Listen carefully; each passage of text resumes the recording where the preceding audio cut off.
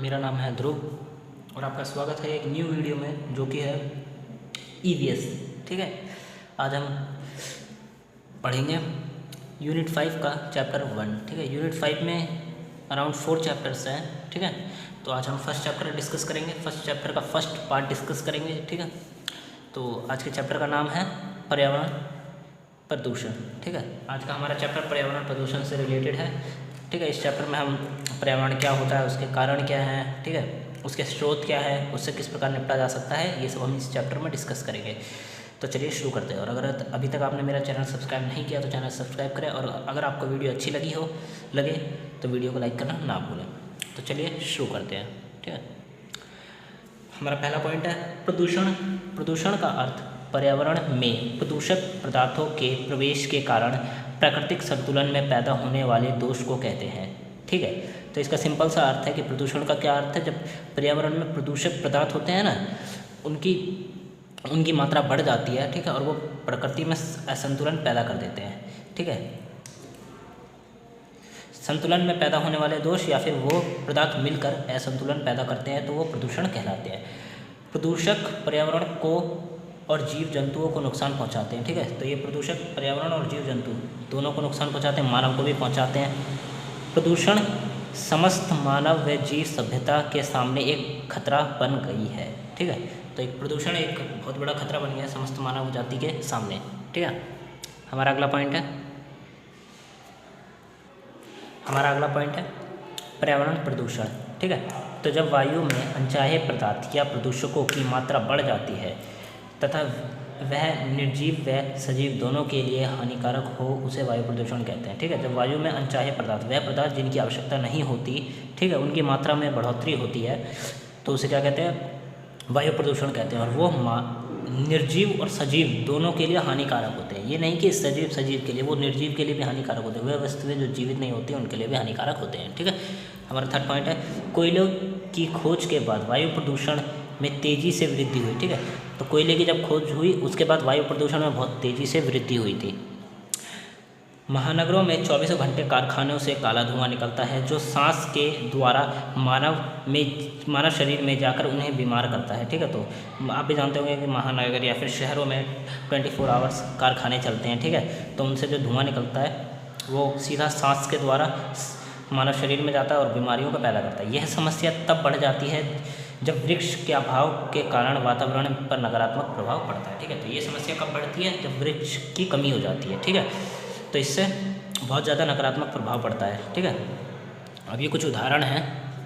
ठीक है, Edward king ने 1273 में पहला प्रदूषण विरोधी कानून बनाया था। ठीक है, एडवर्ड किंग है एक राजा, 1273 में थे। ठीक है, उन्होंने एक कानून बनाया, प्रदूषण विरोधी कानून। ठीक है, 1300 में एक और कानून बनाया गया, कोयले के प्रयोग को रोकने के लिए इसकी सज़ा मृत्युदंड थी। ठीक है, तो 1300 में भी एक और कानून बनाया गया ठीक है, कोयले के प्रयोग को रोकने के लिए। ठीक है, कोयले के प्रयोग को रोकने के लिए, क्योंकि उस टाइम पे कोयले का बहुत ज़्यादा प्रयोग हो रहा था। आप जानते होंगे 1300 सन है, तो उस समय पूरा विश्व विकास कर रहा था बड़ी तेज़ी से। ठीक है, तो उस समय कोयले की खोज के बाद कोयले का जलाया जा रहा था बड़ी तेज़ी से। ठीक है, जिसके कारण प्रदूषण में बहुत ज़्यादा वृद्धि हुई। तो कोयले के प्रयोग पर क्या सज़ा थी, मृत्युदंड। कोई जेल नहीं, कुछ नहीं, सीधा मृत्युदंड। ठीक है, बहुत बड़ा दंड था। ठीक है, 1992 में लंदन धूमकोहर भी एक अच्छा उदाहरण है वायु प्रदूषण के। इसमें 4000 लोगों की मृत्यु हो गई थी। ठीक है, तो 1952 में लंदन में एक धूमकोहरा भी हुआ था। ठीक है, एक तरह की एक घटना है। ठीक है, धूमकोहरा जिसे कहते हैं, उस घटना में 4000 लोग मारे गए थे। ठीक है, 4000 लोग कम संख्या नहीं होती है प्रदूषण से। 4000 लोग मारे गए थे उस समय सिर्फ धूमकोहरा से। ठीक है, अगला पॉइंट देखते हैं। अगला पॉइंट है गैस का वितरण। ठीक है, गैस किस प्रकार पूरे वातावरण में है उसका वितरण। 78% नाइट्रोजन, 21% ऑक्सीजन, 0.9% आर्गन, 0.03% कार्बन तथा अन्य गैस। ठीक है, तो कार्बन बहुत इंपॉर्टेंट गैस है। ठीक है, कार्बन 0.03% होने के बावजूद भी ये पूरे विश्व में इतनी ज़्यादा मात्रा में फैली हुई है कि आप लोग सोच नहीं सकते हैं, ठीक है। आप जिस चीज़ को देखें उस चीज़ में कार्बन है, ठीक है। आपके आसपास रखी प्लास्टिक की वस्तुओं में कार्बन है, ठीक है। आप जो फ़ोन यूज़ कर रहे हैं उसमें कार्बन है, ठीक है। तो ये सब चीज़ें कार्बन से जुड़ी हुई हैं, ठीक है। 20वीं सदी में यातायात के विकास के बाद ही प्रदूषण में बढ़ोतरी हुई। अगला पॉइंट है प्राकृतिक प्रदूषण। वायु प्रदूषण केवल मानव ही नहीं बल्कि प्रकृति के द्वारा भी होता है, जैसे ज्वालामुखी विस्फोट, जंगल में आग लग जाना, जैविक पदार्थ के सड़ने गलने से निकलने वाली गैसों से वायु प्रदूषण होता है, ठीक है। तो प्राकृतिक प्रदूषण, वायु प्रदूषण सिर्फ मानव ही नहीं करता, प्रकृति करती है। हाँ, ये है कि मानव ने इसमें बहुत ज़्यादा वृद्धि कर दी है, परंतु प्रकृति भी करती थी, ठीक है। तो प्रकृति किस प्रकार करती है वायु प्रदूषण? ज्वालामुखी विस्फोट। जब ज्वालामुखी में विस्फोट होता है तो बहुत बड़ी मात्रा में गैसें निकलती हैं, ठीक है। तो जिससे कि वायु प्रदूषण होता है। जंगल में आग लग जाना, आपने देखा होगा, इसका सबसे अच्छा उदाहरण है अभी जो लास्ट ईयर ऑस्ट्रेलिया में आग लगी थी, ठीक है। तो उस आग में काफ़ी सारे जीव जंतु मारे गए थे, बहुत बड़ी मात्रा में आग लगी थी, ठीक है। तो ये कुछ अच्छा उदाहरण है जैविक पदार्थ के सड़ जाने से, ठीक है। तो आप जो कि गीला कचरा वचरा फेंकते हैं वो सब मिल के सड़ जाते हैं, ठीक है। उनसे जो गैसें निकलती हैं अलग अलग तरह की, वो वायु प्रदूषण को बढ़ोतरी करती हैं, ठीक है। अगला है मानव जनित प्रदूषण। वह प्रदूषण जो कि मानव करता है, ठीक है। वायु प्रदूषण को बढ़ाने में मानव का बहुत बड़ा योगदान है। मानव ने वायु प्रदूषण में बहुत ही कम समय लगाया, ठीक है। तो मानव ने वायु प्रदूषण को बढ़ाने में बहुत बड़ा हाथ है, ठीक है। और बहुत कम समय में इसने इसको इतना ऊंचा बढ़ा दिया। उदाहरण के लिए कारखानों से निकलने वाला धुआं, ठीक है, रसोई घर, स्वचालित वाहन इत्यादि, ठीक है। तो कारखानों से निकलने वाला धुआं और स्वचालित वाहनों द्वारा निकलने वाला प्रदूषण, ठीक है, ये काफ़ी बड़ा है क्योंकि इन चीज़ों ने बहुत ज़्यादा मात्रा में वायु प्रदूषण को बढ़ोतरी दी है, ठीक है। हमारा अगला पॉइंट है प्राथमिक स्रोत, ठीक है। तो प्राइमरी पॉल्यूटेंट। प्राथमिक स्रोत वह प्रदूषक होते हैं जो सीधे एक प्रक्रिया से उत्सर्जित होते हैं, ठीक है। तो प्राथमिक स्रोत का क्या मतलब कि वह प्रदूषक जो सीधे एक ही प्रक्रिया से निकल जाते हैं। ये नहीं कि वो दो तरह की वस्तुओं से मिलकर हुई वाली प्रक्रिया से निकलने वाले वो है, नहीं, वो सीधा ही उत्सर्जित होते हैं एक प्रक्रिया से, ठीक है। तो और तथा सीधे ही पर्यावरण को प्रभावित करते हैं, ठीक है। और वो सीधे ही पर्यावरण को प्रभावित करते हैं, ये नहीं कि वो जाके रुके हुए हैं या फिर मिल रहे हैं प्रक्रिया करके प्रभावित करते नहीं, वो सीधे ही प्रभावित करते हैं। जैसे कि उदाहरण के लिए ज्वालामुखी, ठीक है, प्राथमिक प्रदूषक। ज्वालामुखी एक अच्छा उदाहरण है, क्यों? क्योंकि ज्वालामुखी जब विस्फोट होता है तो उससे जो गैसें निकलती हैं वो सीधे ही वायु प्रदूषण में बढ़ावा करती हैं, ठीक है, वायु प्रदूषण में बढ़ोतरी कर देती हैं, जिससे कि वायु प्रदूषण की मात्रा बढ़ जाती है। प्राथमिक प्रदूषक ठीक है, कौन कौन से हैं? सल्फर डाइऑक्साइड SOx, ठीक है, कार्बन डाइऑक्साइड, हाइड्रोकार्बन, क्लोरोफ्लोरोकार्बन, रेडियोधर्मी प्रदूषक, ठीक है। तो ये क्या है? प्राथमिक प्रदूषक के स्रोत हैं, ठीक है, उनके नाम हैं। चलिए अगला देखते हैं। अगला है द्वितीयक प्रदूषक। वह प्रदूषक जो सीधे उत्पन्न नहीं होते, अर्थात वह प्रदूषक जो रसायन क्रिया के बाद उत्पन्न होते हैं, द्वितीयक प्रदूषक कहलाते हैं, ठीक है। तो जैसे कि प्राथमिक प्रदूषक सीधे उत्पन्न होते हैं, ये सीधे उत्पन्न नहीं होते। ये दो तरह के पदार्थों से मिलने के बाद जो प्रक्रिया होती है, उस प्रक्रिया से जो उत्पन्न होते हैं वो कहलाते हैं द्वितीयक, ठीक है। तो जैसे कि उदाहरण के लिए सल्फर डाइऑक्साइड प्राथमिक है, वायुमंडल की ऑक्सीजन के साथ मिलकर अभिक्रिया करके सल्फर ट्राइऑक्साइड बनाता है, ठीक है। तो ये सल्फर ट्राइऑक्साइड बनाता है, जिसमें कि सल्फर डाइऑक्साइड और ऑक्सीजन मिलती है, तो सल्फर ट्राइऑक्साइड का निर्माण होता है। और निर्माण होने के बाद क्या है? वह प्रदूषण में वो वायुमंडल में सीधा ही मिल जाता है, ठीक है। जो द्वितीयक प्रदूषक है, सल्फर ट्राइऑक्साइड और वर्षा के साथ मिलकर सल्फ्यूरिक अम्ल बनाता है, ठीक है।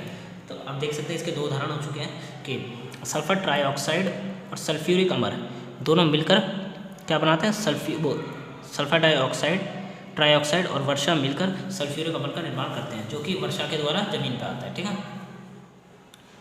हमारा अगले वो हैं कणीय, ठीक है।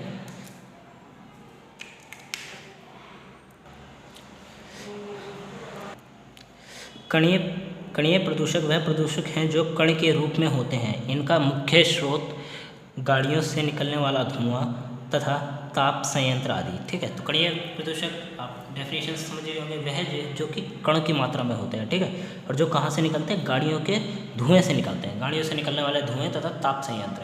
ताप संयंत्र वह होते हैं जहाँ पे ताप वृद्धि से कुछ करा जाता है। ठीक है, ताप शक्ति से किसी चीज़ का निर्माण किया जाता है तो ताप संयंत्र कहलाते हैं। ठीक है, और गाड़ियों से निकलने वाला धुआं, यह प्रदूषक सांस लेने के साथ फेफड़ों में चले जाते हैं तथा रोगों को उत्पन्न करते हैं। ये क्या करते हैं, हम जब सांस लेते हैं तो ये सीधा हमारे फेफड़ों में चले जाते हैं। ठीक है, और क्या करते हैं, वहाँ पे रोग जाके रोगों को उत्पन्न करते हैं।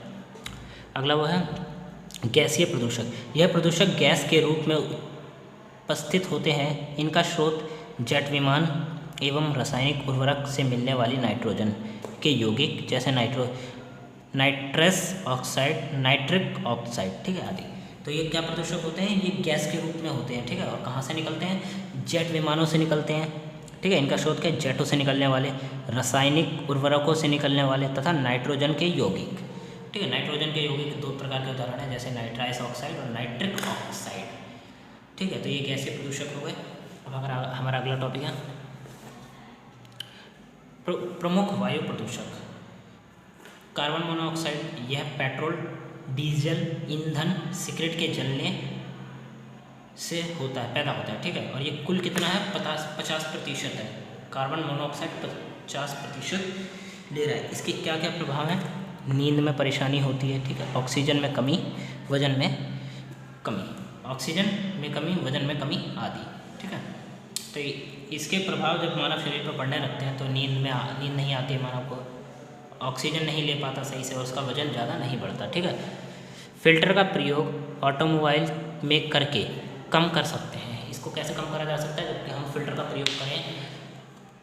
ठीक है, फिल्टर का प्रयोग कर सकते हैं इसको कम करने के लिए। आगे देखते हैं, अगला है कार्बन डाइऑक्साइड, CO2, काफ़ी महत्वपूर्ण गैस है, वो यौगिक है। ठीक है, ईंधन दहन से उत्पन्न होता है। ठीक है, जब भी हम कुछ चीज़ जलाते हैं या ईंधन जलाते हैं तो ये उससे उत्पन्न होता है। ठीक है, ईंधन को कम प्रयोग तथा वनोपरण से इसे रोका जा सकता है। ठीक है, ईंधन का कम प्रयोग करके इसे रोक सकते हैं तथा ज़्यादा से ज़्यादा वनों को लगाकर वनों का निर्माण करके इसे रोका जा सकता है। क्लोरोफ्लोरोकार्बन, ठीक है, CFC, यह कंडीशनिंग तथा रेफ्रिजरेटर में प्रयोग की जाती है, ओजोन परत को नष्ट करती है। ठीक है, तो CFC आप भी जानते होंगे कि CFC का प्रयोग कंडीशनिंग में करा जाता है तथा AC, रेफ्रिजरेटर, फ्रिज, ठीक है, इन सब में इनका प्रयोग किया जाता है। और ये क्या करती है, ये गैस सीधा ओजोन परत को नष्ट करती है। एरोसेल की सीमित प्रयोग, ठीक है, एरोसेल का सीमित प्रयोग करके इसे रोका जा सकता है। ऊर्जा सक्षम उपकरणों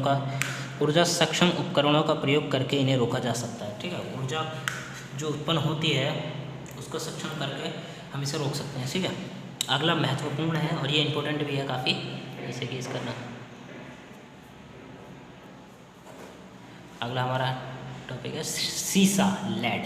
ठीक है, तो सीसा डीजल, पेट्रोल, पेंट, बैटरी आदि में पाया जाता है। ठीक है, शीशा कहाँ पाया जाता है, डीजल, पेट्रोल, पेंट, बैटरी इत्यादि में पाया जाता है। ठीक है, इसके प्रभाव क्या है, बच्चों को खास तौर पर प्रभाव होता है। ठीक है, इसका प्रभाव बच्चों पर खास तौर पर होता है। तंत्रिका तंत्र, पाचन तंत्र संबंधी समस्या उत्पन्न होती है, कैंसर का कारण होता है। ठीक है, तंत्रिका तंत्र कमज़ोर हो जाता है, पाचन तंत्र कमज़ोर होता है, कुछ भी खाते हैं तो वो पचता नहीं है। ठीक है, तो ये समस्याएं उत्पन्न होती हैं और कैंसर का भी कारण बनता है। ठीक है, इसका निपटारा किस प्रकार किया जा सकता है, अपशिष्ट पदार्थ का उचित निपटारा करके। वह पदार्थ जो कि अपशिष्ट हैं, जिनका हम प्रयोग नहीं करते, ठीक है, कूड़ा कचरा, उनका सही निपटारा करके। ओजोन वायुमंडल की सबसे ऊपरी परत है। ठीक है, सूर्य की पराबैंगनी किरणों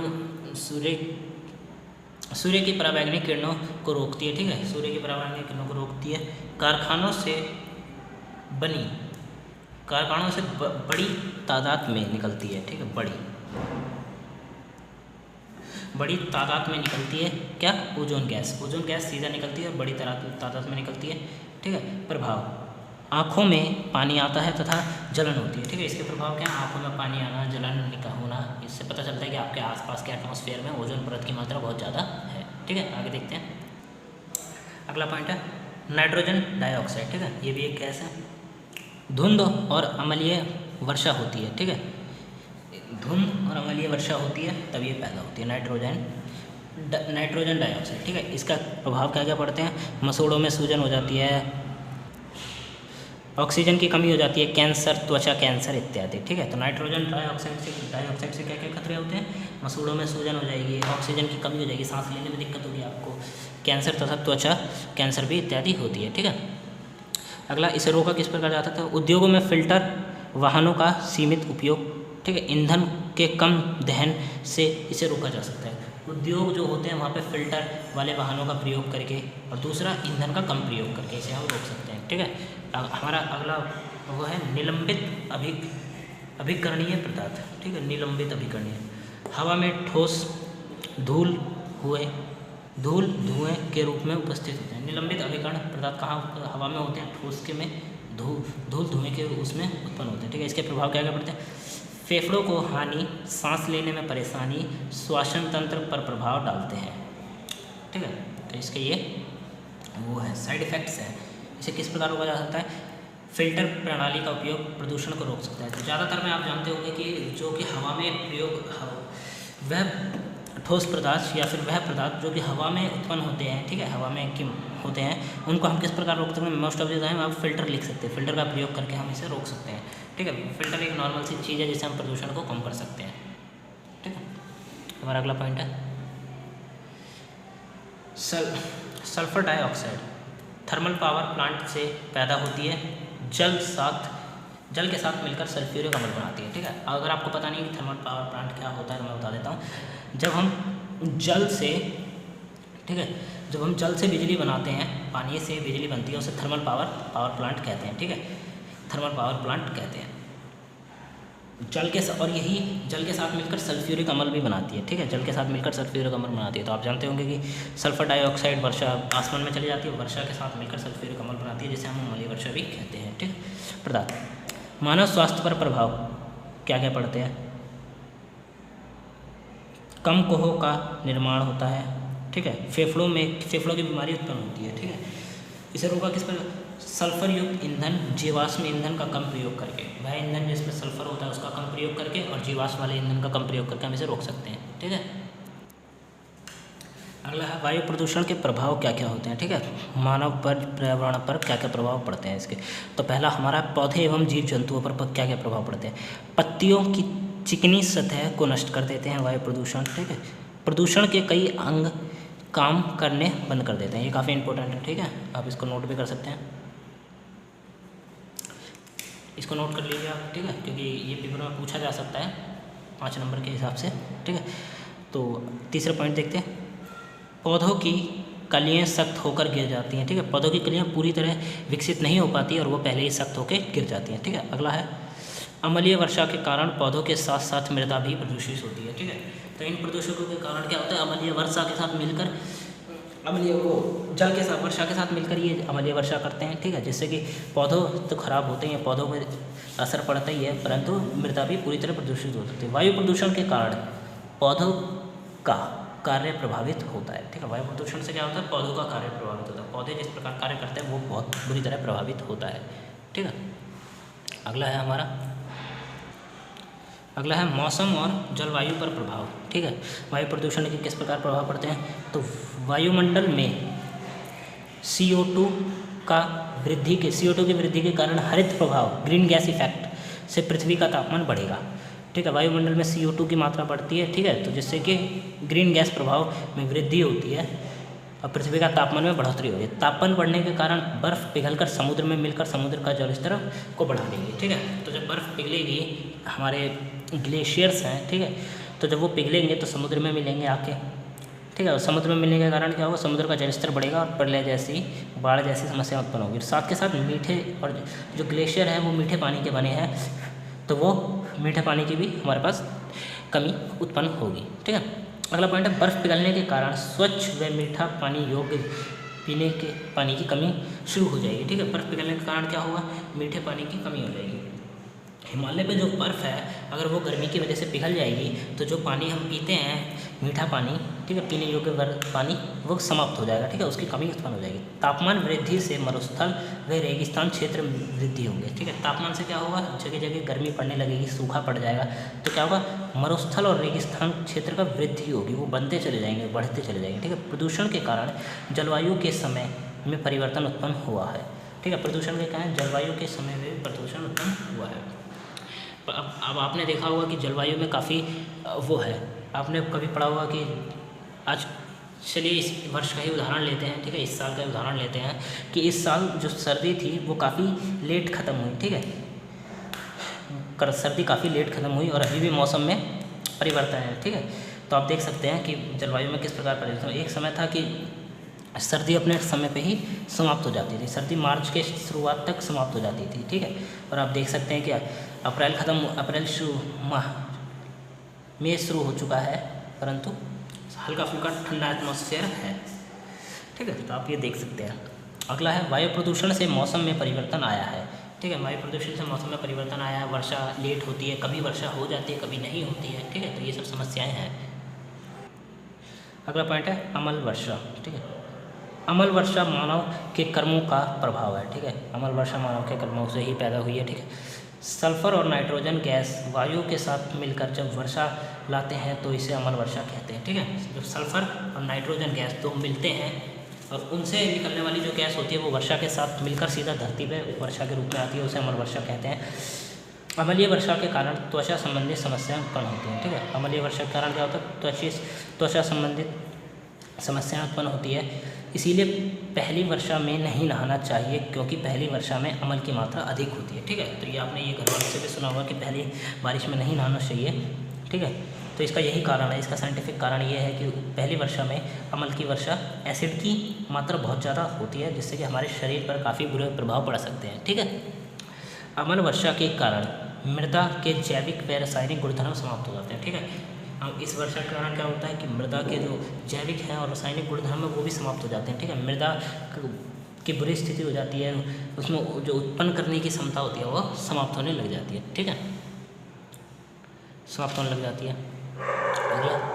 अम्लीय वर्षा के कारण मृदा तथा जलीय दोनों प्रभावित होते हैं, मृदा और जल दोनों प्रभावित होते हैं, ठीक है। मृदा पानी गिरने के मुकाबले पानी गिरती है, जल वर्षा जब होती है तो मृदा पर गिरती है, जिससे मृदा प्रदूषित हो जाती है। जल में मिलती है तो जल भी प्रदूषित हो जाता है, जिसके कारण स्थलीय जीव तथा जलीय जीव दोनों के जीवन पर खतरा मंडराने लगता है, ठीक है। तो इसके कारण क्या होता है, स्थलीय जीव, वह जीव जो उस मृदा पे हैं, प्रदूषित मृदा पे हैं, वो वहाँ से प्रदूषित पौधे खाएंगे, जिनसे कि उनके जान पर खतरा होगा, ठीक है। और वही जल में देखें तो जब जलीय जीव, जब जल प्रदूषित हो जाएगा तो जलीय जीवों के लिए खतरा मंडराने लगेगा, ठीक है।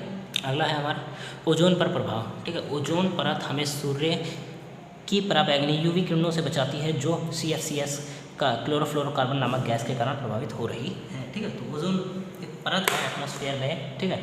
वो परत क्या करती है, हमें पराबैंगनी किरणों से बचाती है, ठीक है। सूर्य से आने वाली किरणें सीधा ही हमारे शरीर पर नहीं पहुँचती हैं, ठीक है, धरती पर नहीं पहुँचती हैं, उन्हें शुरुआत में रोक लिया जाता है। ओजोन परत उन्हें शुरुआत में ही रोक लेती है, ठीक है, जो जिससे कि वह कम हो जाती है, उसके जो हानिकारक प्रभाव हैं वो कम हो जाते हैं, ठीक है। और जो CFCS क्लोरोफ्लोरोकार्बन नामक गैस के द्वारा प्रभावित हो रही है, आप भी जानते हो कि क्लोरोफ्लोरोकार्बन गैस कहाँ से उत्पन्न होती है, वह रेफ्रिजरेटर या फिर ठंडा करने वाले वस्तुओं से उत्पन्न होती है, ठीक है। तो जिनका प्रयोग हम बहुत बड़ी मात्रा में करते हैं। यह गैस मानव निर्मित संसाधनों से उत्पन्न हो रही है, ठीक है। यह गैस मानव निर्मित संसाधनों से उत्पन्न हो रही है। यह गैस वायुमंडल में जाकर ओजोन गैस से अभिक्रिया करके उसे कमज़ोर कर देती है, ठीक है। ये गैस क्या करती है, वायुमंडल में जाती है, क्लोरोफ्लोरोकार्बन और ओजोन गैस के साथ अभिक्रिया करती है, ठीक है, और उसे क्या करती है, कमज़ोर कर देती है। यह गैस रेफ्रिजरेटर व चीज़ें को ठंडा करने वाले संसाधनों से उत्पन्न होती है, ठीक है। तो अब मैंने आपको बता ही चुका हूँ कि जो वह संसाधन जो चीज़ों को ठंडा करते हैं क्लोरोफ्लोरोकार्बन उत्पन्न करते हैं, ठीक है। आगे देखते हैं,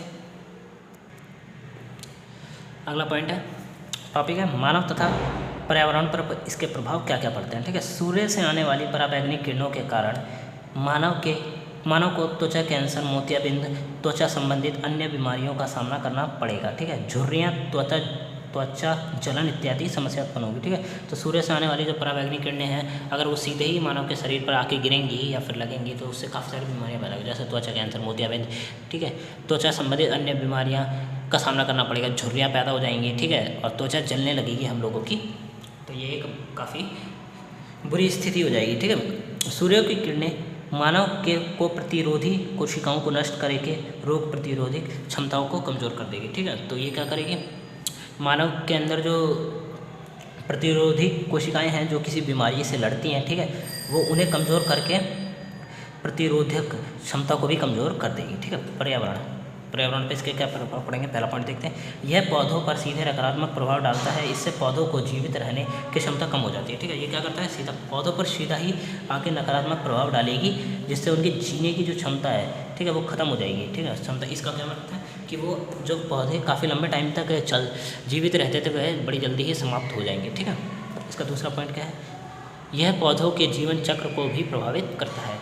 ये पौधे के जीवन चक्र को प्रभावित करते हैं, उनके जीवन चक्र जो काफ़ी लंबा हुआ करता था, बड़ा हुआ करता था, वो काफ़ी छोटा हो जाएगा, ठीक है। अगला पॉइंट है, पराबैंगनी किरणें पौधों के विकासीय स्तर को भी प्रभावित करेगी, ठीक है, करती है तथा वह विकास को रोक देगी, ठीक है। तो पराबैंगनी किरणें क्या करेंगी, जो विकास होता है पौधों में, ठीक है, उसे रोक देंगी या समाप्त कर देंगी, ठीक है।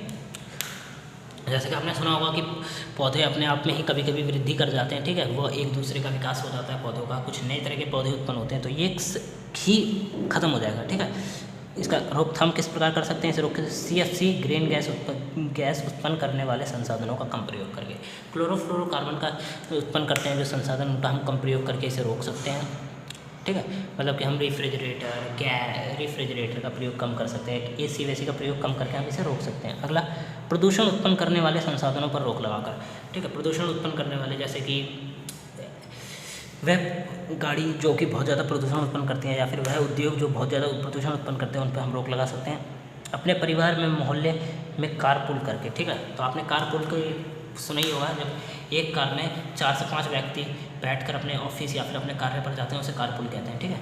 तो ये कहलाता है कारपूल, ठीक है। तो हम कारपूल करके इसे रोक सकते हैं। सार्वजनिक वाहनों का अधिक प्रयोग करके, ठीक है, जैसे कि सार्वजनिक वाहन जैसे कि बस, मेट्रो इत्यादि का अधिक प्रयोग करके हम रोक सकते हैं। बगीचों में सूखी पत्तियां जलाने के स्थान पर उन्हें खाद बनाएं, ठीक है। तो जो बगीचे में जो सूखी पत्तियां होती हैं उनको जलाएं ना, उनको खाद बनाएं, ठीक है। इससे हम प्रदूषण को रोक सकते हैं। अन्य निजी वाहनों के प्रदूषण को 3 महीनों के अंतराल पर चेक कराएं, ठीक है। अपने जो निजी वाहन है उनका क्या, जो 3 महीने के अंतराल पर उन्हें चेक करें, ठीक है। और अगला, अधिक से अधिक पेड़ लगाएं, ठीक है। अधिक से अधिक पेड़ लगाकर भी हम इन्हें रोक सकते हैं। एक और पॉइंट है कि प्रदूषण उत्पन्न करने वाले जो वाहन होते हैं उनके स्थान पर हम CNG वाले वाहनों का प्रयोग कर सकते हैं, जिससे कि प्रदूषण कम होगा, ठीक है। तो ये जो रोकथाम की प्रक्रिया है, ठीक है, इसे आप पूरी तरह पढ़ लीजिए, ठीक है। एक बार वीडियो को 2-3 बार देखिए, आपको जब तक समझ ना आए, ठीक है। तो जिससे क्या होगा कि आपको एक एक पॉइंट क्लियर हो जाएगा, क्योंकि ये इंपॉर्टेंट चैप्टर है, ठीक है। यूनिट 5 काफ़ी इंपॉर्टेंट है, क्योंकि इसमें अराउंड 4 चैप्टर्स हैं, तो आपको प्रदूषण के बारे में सब कुछ पता होना चाहिए, ठीक है। और अगर आपको अभी वीडियो अच्छी लगी तो वीडियो को लाइक करें, चैनल को सब्सक्राइब करें, ठीक है। और अगर आपको कोई भी क्वेरी, क्वेश्चन हो तो आप मेरे कमेंट बॉक्स में पूछ सकते हैं। अगर आपको इसके नोट्स चाहिए तो नोट्स आपको अगले पार्ट में मिलेंगे, ठीक है। अगले पार्ट के डिस्क्रिप्शन बॉक्स में मिल जाएंगे।